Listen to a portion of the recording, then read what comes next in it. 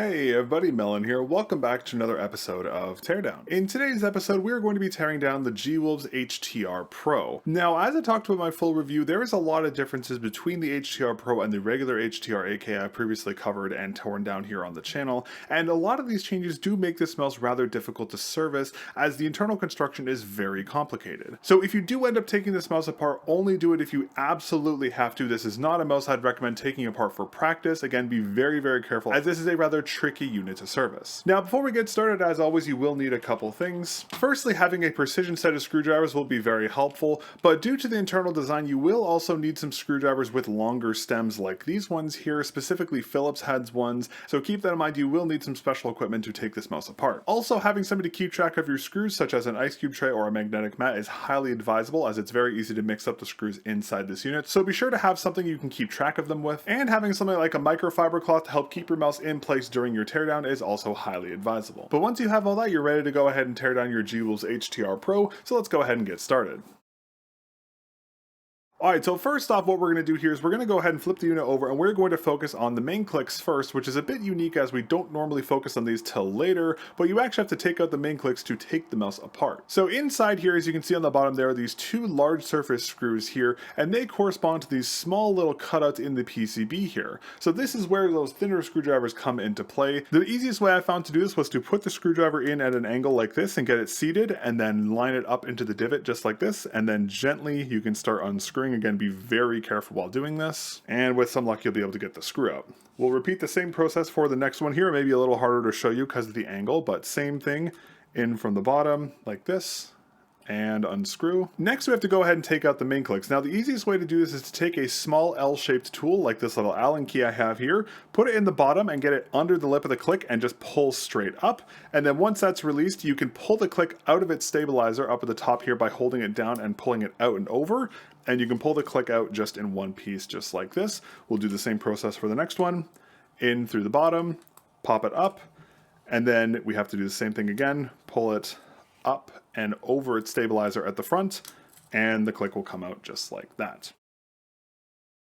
With the main clicks removed, we can get a much better look at the internal PCB here, but before we take everything out, I'm going to take a quick little beeline here and talk about removing this removable bar, as this is one of the main reasons you're going to want to open this mouse up. So to remove this bar, firstly we have to go flip the unit over and see the two screws inside the unit that are right here and here. With those two screws removed, we have to flip the unit over, and then on the side here we can see a screw here and a screw here, which we also have to remove. And then once all those screws are removed, you can just gently grab this bar and pull it straight out of the shell, and that is how you remove this central support bar. Again, this shaves off around 0.5 grams, and the other screws shaves off around like 0.2 grams from the unit. So if you want to slightly reduce the weight, you can do so by removing this central bar. Now, if all you wanted to do was remove this central bar, you can go ahead and skip forward to the reassembly process to see how to re-anchor these main clicks. But for now, we're going to go back to disassembling the entire unit. Next, what we're going to do is we're going to remove the two screws at the front of the unit here and here. With those removed, we can flip the unit over and we can see right here, here, and here, there are some more anchoring screws that anchor the PCB to the actual top shell here. So we can go ahead and remove those next. And then with all those removed, the PCB will now be a little loose in the shell. And how we take it out is you want to angle the mouse on its side like this, and you want to pull the PCB out from the bottom while pushing the USB port in at an angle. And if you've done it right, it will pop out just like this. Now there is a ribbon cable running to the side button PCB here, so you do have to be mindful of that, as this is a very thin cable. And to remove this, we're going to flip the shells over. And what you're going to do is you're just going to lift up the two sides of this little connector, and you're going to gently pull the cable out just like that.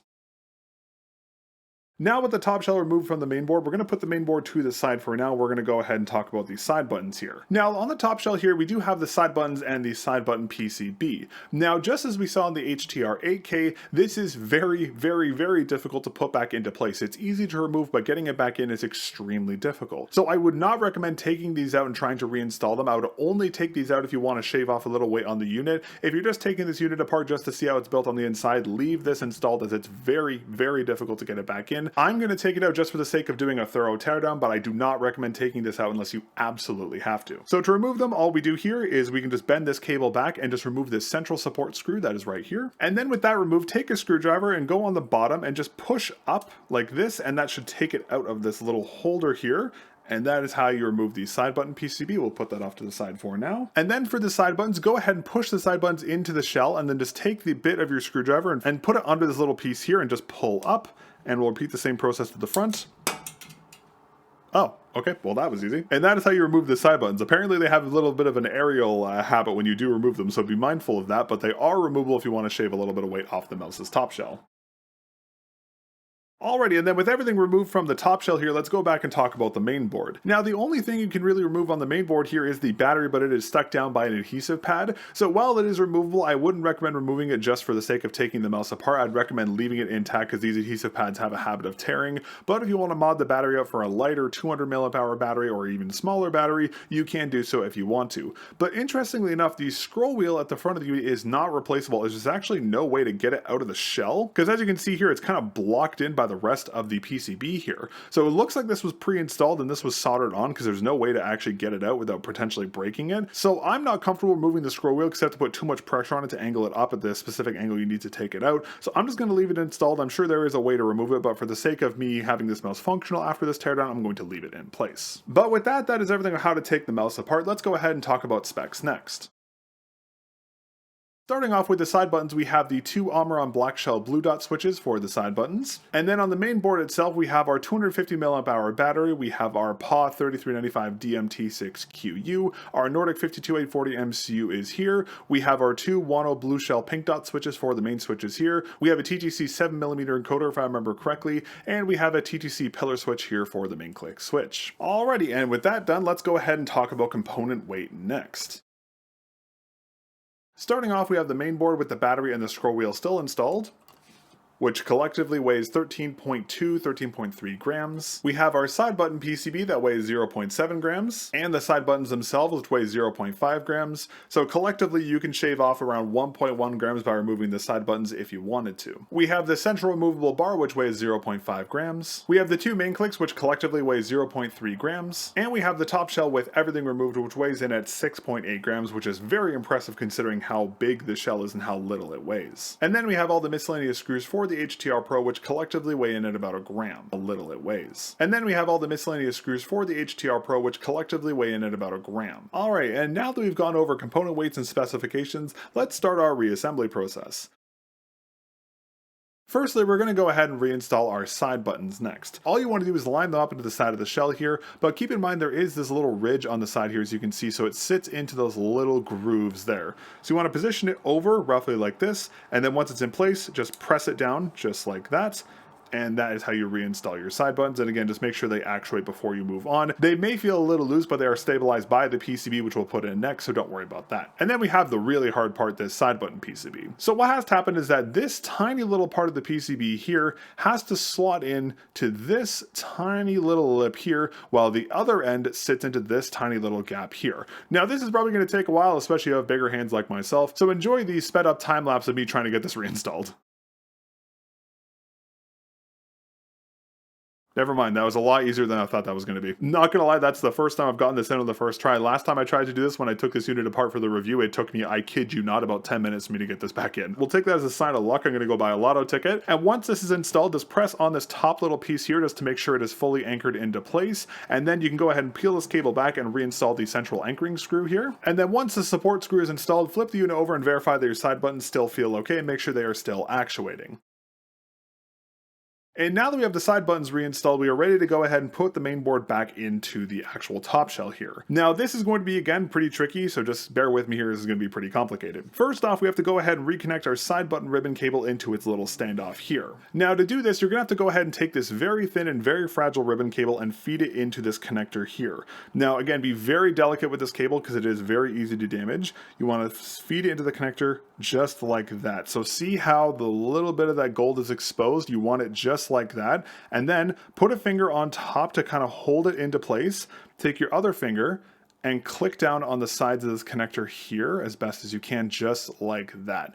Now, because this ribbon cable is so fragile and so difficult to work with, what I recommend doing is flicking your unit on and verifying that your side buttons still work before you put everything back together. If the side buttons don't work, this cable probably isn't in deep enough, or it slipped, or it became uneven when you tried to clip these black pieces on. So just reseat it and just make sure you test your side buttons again once you reseat it to make sure they're actually functioning properly. But once you've verified those are good to go, turn your unit back off, and now we can go ahead and put the board back into the top shell. So you want to take the board and push it into the top shell at an angle and see how the USB port is sticking out like that. That's exactly how you want it. And then you can begin the really tricky process of somehow getting the scroll wheel into place. See how there's a little cutout right here for the scroll wheel? You have to get the scroll wheel inside that, which does sometimes involve sticking your finger inside the unit and pushing it forward into place like that. For some reason, the scroll wheel doesn't like to naturally go into a spot, so oftentimes you have to push it in from the top like this, and it's a little sus. Just be very careful not to put too much pressure on the scroll wheel while doing this, because you could snap it, so be very mindful of that.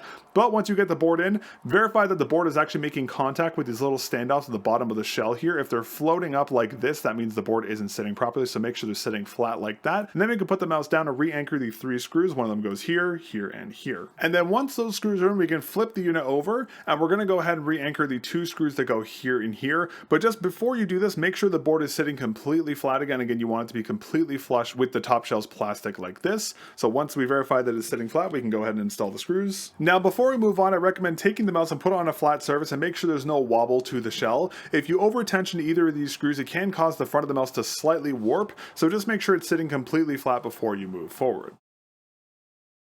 Next, I'm going to go ahead and reinstall the central support bar. Again, you can take it out if you want the unit to be slightly lighter, but I'm going to put it back in. Now, as you can see on this thing, one side has a little screw hole here, and then one side also has a screw hole, but it has a secondary little standoff here. That corresponds to another hole on the board right up at the top right here. So you want to go ahead and put this back in a way where it's aligned to match up with its little anchoring holes.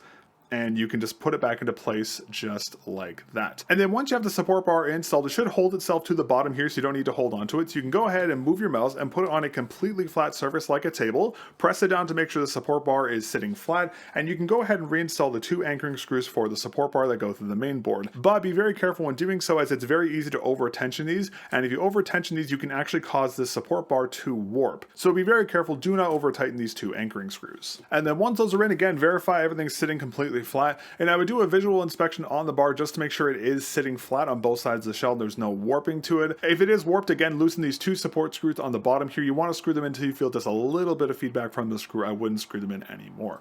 Once you have those installed, we can go ahead and reinstall these side anchor screws that go here and here. And then once those 2 support screws are in on the side, just go ahead and verify that everything is sitting flat again. Make sure nothing's untensioned. Again, if it happens to be buckling or it's uneven in the center here, maybe loosen these side screws, but it should sit completely flat if you've done everything correctly.